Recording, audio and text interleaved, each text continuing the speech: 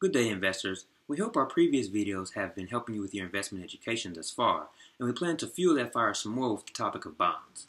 Now, you always hear the term stocks and bonds, so we're going to go ahead and cover the latter today. So what is a bond? A bond is simply a debt investment where an investor loans money to an issuer. That issuer will be the government, i.e. the municipal or treasury bond, or a corporation in the form of a corporate bond over time. In return, the investor is paid back interest in the form of a coupon yearly until that bond is over with. Now, when the bond ends, that's called the maturity date, and the investor receives their initial investment back or the principal.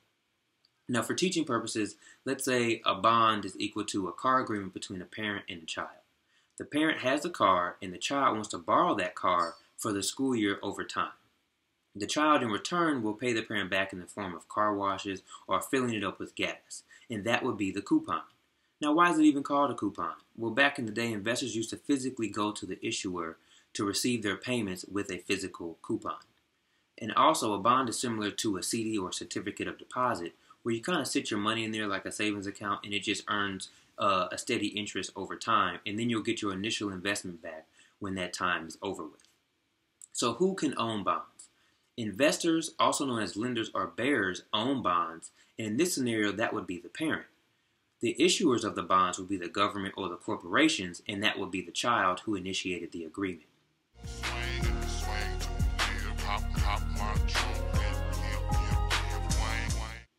Now, how is a bond's price determined?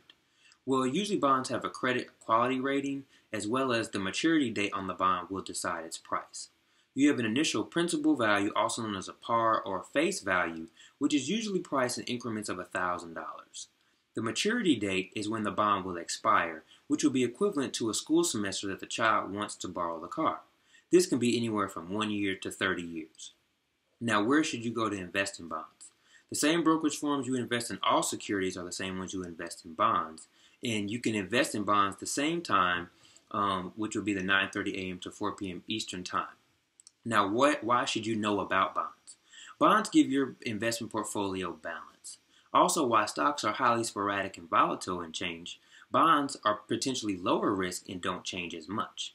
Due to the low risk, there's limited upside as well because the coupon is at a fixed rate. But they also have limited downside since bond lenders are paid first in the event that the company goes out of business. All things aside, bonds have a higher interest rate than normal checking and savings accounts, which is the means why to let your money sit in a savings account is not necessarily always the right option, because it's probably going to earn less than 1% interest a year, when a bond you could be earning 3% or more. So a side note, bonds can also be traded just like stocks on the open market, so you don't have to wait to the maturity date. We'll cover some more topics in future videos to come, but we hope that this has been extremely helpful. Peace. I'm stacking and flipping it. I'm stacking and flipping it. I'm stacking and flipping. I'm stacking and flipping. I'm stacking and flipping. I'm stacking and flipping. The money I'm stacking.